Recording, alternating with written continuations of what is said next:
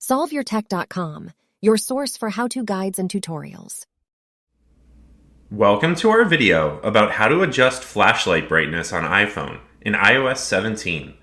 If this guide helps you out, then please consider subscribing and liking this video.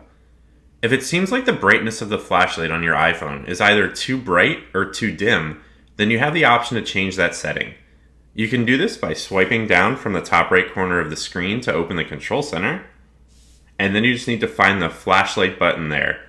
Now, rather than just tapping it to turn it off or on, you're going to tap and hold on it, which is going to bring up this screen. Now you just need to drag this slider up if you want to make the flashlight brighter, or you need to drag it down if you want to make the flashlight dimmer. Make sure to like this video and subscribe to our channel to see more tech guides like this one.